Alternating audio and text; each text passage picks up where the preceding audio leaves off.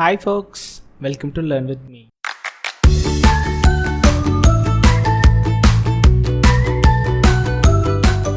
இந்த வீடியோவில் நம்ம என்ன பார்க்க போகிறோம்னா radius based nearest neighbours classifier அப்படின்னு சொல்லிட்டு இதை என்னன்னு சொல்லுவாங்கன்னா ஆர்என்என் அப்படின்னு சொல்லிட்டு சொல்லுவாங்க ஷார்ட் ஃபார்மாக. இந்த ஆர்என்எனுக்கு டீப் லேர்னிங்கில் ரெக்கரண்ட் நியூரல் நெட் ஒன்று இருக்குது. ஸோ ஞாபகம் வச்சுக்கோங்க, ஒரு எக்ஸ்டென்ஷனை ஞாபகம் வச்சுக்க முன்னாடி ஆர்என்எனுக்கு ரேடியஸ் பேஸ்டு நியரஸ்ட் நெய்பர் கிளாசிஃபையர்னு கூட நான் சொல்லுவாங்க. ஓகே, இப்போ டேரெக்டாக நம்ம வீடியோக்குள்ளே போகலாம். சரி வாங்க. ஃபஸ்ட்டு என்னென்னா, இப்போது ஒரு அன்னோன் கிளாஸ், எனக்கு என்ன கிளாஸ்னே தெரியாத ஒரு அப்சர்வேஷன் இருக்குது. அந்த அப்சர்வேஷனை நான் என்ன கொடுக்க போகிறேன்னா என்னோட ரேடியஸ் நெய்பர் கிளாசிஃபையர் கிட்ட கொடுத்து அது என்னங்கிறத நான் கண்டுபிடிக்க போகிறேன். சரியா? இங்கே ரேடியஸ் நெய்பர் கிளாசிஃபையர் ஆக்சுவலாக எப்படி ஒர்க் ஆகுதுன்னு சொல்லிட்டு நம்ம பார்க்கலாம்.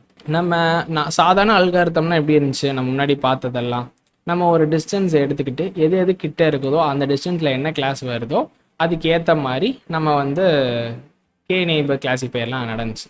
ரேடியஸ் என்ன பண்ணுன்னா டிஸ்டன்ஸ்க்கு பதிலாக இது என்ன பண்ணுதுன்னா ஒரு ரேடியஸ் எடுத்துக்கிறோம். சரியா? இப்போது இதுக்கு இப்படி ஒரு ரேடியஸ் அப்படி இருக்குதுன்னா, ஸோ இந்த ரேடியஸ்க்குள்ளே எது எது எனக்கு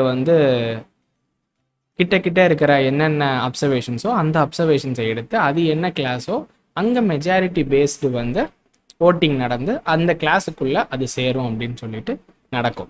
ஒன்றும் கிடையாது, அங்கே டிஸ்டன்ஸில் நடந்தது, லைக் மேன்ஹாட்டன் டிஸ்டன்ஸ், அப்புறம் யூக்ளிடியன் டிஸ்டன்ஸ், அதுக்கப்புறம் மினோ, அந்த டிஸ்டன்ஸ்லாம் நடந்துச்சு. ஸோ இங்கே அப்படி நடக்காமல் ரேடியஸ் பேஸில் நம்மளோட நெய்பர் கிளாசிஃபை நடக்க போகுதுங்கிறத தெரிஞ்சுக்கலாம். சரி வாங்க, இப்போ டேரெக்டாக ஹேண்ட்ஸ் ஆன்குள்ளே போகலாம். ஃபஸ்ட்டு தேவையான லைப்ரரிஸை இம்போர்ட் பண்ணியாச்சு, இது பண்ணியாச்சு, ஸ்டாண்டர்டைசர் பண்ணியாச்சு, ஃபிட் அண்ட் ட்ரான்ஸ்ஃபார்ம் பண்ணியாச்சு. இங்கே தான் நம்மளுக்கு தேவையான ஒரு விஷயம் இருக்குது. ரேடியஸ் அப்படின்னு சொல்லிட்டு ஒரு பேராமீட்டர் இருக்குது. இந்த ரேடியஸ் பேராமீட்டரில் தான் நம்ம கொடுப்போம். எப்படி அங்கே k = 5 கொடுத்தோம்ல, அதே மாதிரி இங்கே ரேடியஸ் 0.5 அப்படின்னு சொல்லிட்டு நான் கொடுத்துருக்கேன். ஸோ இந்த ரேடியஸோட வேல்யூஸ் மாறலாம் பேஸ்ட் ஆன் த ப்ராப்ளம். அதே மாதிரி நம்ம லாஸ்ட் வீடியோவில் எப்படி கிரிட் சர்ச் கிராஸ் வேலிடேஷன் மூலமாக கே செலக்ட் பண்ணுறதுன்னு பார்த்தோம்ல, அது மாதிரி கூட நம்ம ரேடியஸில் யூஸ் பண்ணலாம். யூஸ் பண்ணி நான் அதில் எது பெஸ்ட்டாக இருக்கோ அதை எடுத்து நம்மளோட ஃபீச்சர்ஸில் ஆட் பண்ணி நம்ம மாடலை அப்படி கூட ஃபிட் பண்ணிக்கலாம். சரியா? இதெல்லாம் அதில் உள்ள பேராமீட்டர்ஸ் எல்லாம். ஸோ நம்ம மாடலை இப்போ ஃபிட் பண்ணலாமா? பண்ணியாச்சு. அடுத்து புதுசாக இங்கே தான் இப்போ நான் அப்சர்வேஷன் கொடுக்க போகிறேன்.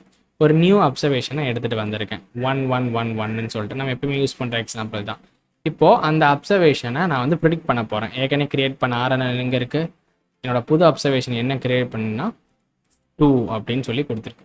என்னோடய தேர்ட் கிளாஸுக்கு அது அந்த இது இருந்திருக்கு, இந்த வேல்யூஸ் எல்லாம் அப்படிங்கிறத ஆர்என்என்ல நம்ம கண்டுபிடிச்சி வச்சுருக்கோம்.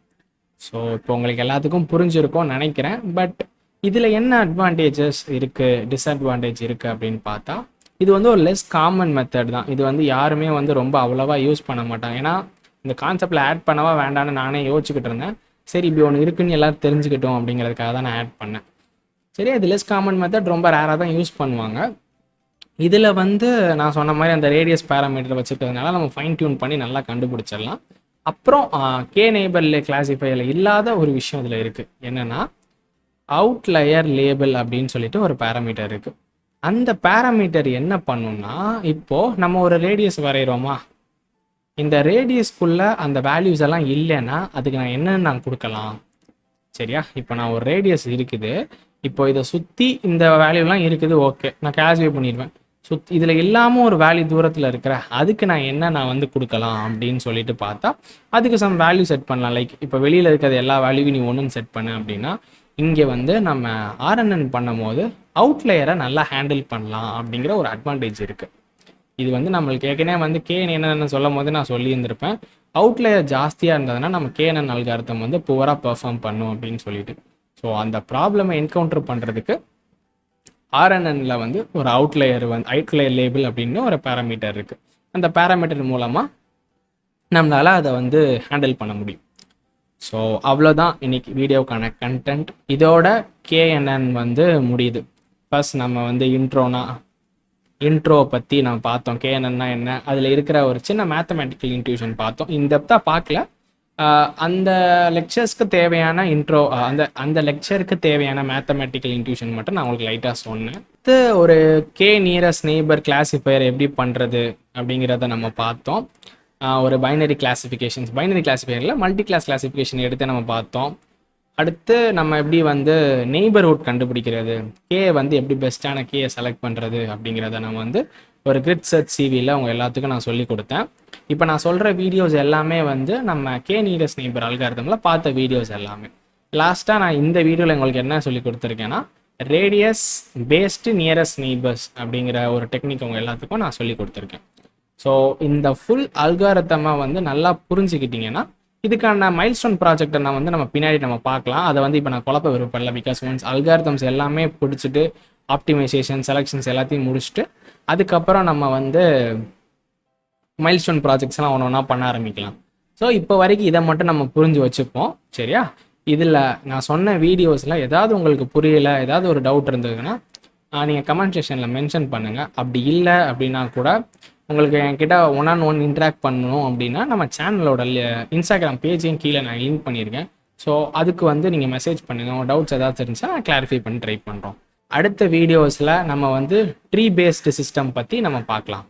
ஓகே, உங்கள் எல்லாருக்கும் இந்த கண்டென்ட் பிடிச்சிருக்குன்னு நினைக்கிறேன். பிடிச்சிருந்ததுன்னா மறக்காமல் கீழே இருக்கிற அந்த லைக் பட்டனை கிளிக் பண்ணி என்னை மோட்டிவேட் பண்ணுங்கள். அப்புறம் முக்கியமான விஷயம், உங்கள் ஃப்ரெண்ட்ஸ் யாராவது மிஷின் லேர்னிங், டேட்டா சயின்ஸ், அதுக்கப்புறம் நிறைய சாஃப்ட்வேர் ரிலேட்டடான விஷயங்கள் இதெல்லாம் கற்றுக்கணுன்னு ஆசைப்படுறாங்க. பட் அவங்களுக்கு இங்கிலீஷில் கற்றுக்க முடியாது, தமிழில் தான் கற்றுக்கணும் அப்படிங்கிற மாதிரி ஒரு பேரியர் அவங்களுக்கு இருந்துச்சுன்னா நம்ம சேனலை அவங்களுக்கு ஷேர் பண்ணி விடுங்க. உண்மையிலே ரொம்ப யூஸ்ஃபுல்லாக இருக்கும். அப்புறம் சொல்ல மறந்துட்டேன், முக்கியமான விஷயம், கீழே இருக்க அந்த சப்ஸ்கிரிப்ஷன் பட்டனை கிளிக் பண்ணிவிட்டு ஆளில் போட்டுக்கோங்க. அப்போ தான் நான் போகிற கண்டென்ட் உங்ககிட்ட வரும். அடுத்த ஒரு வீடியோவில் பார்க்குறேன். அது வரைக்கும் டாட்டா, பை பாய்.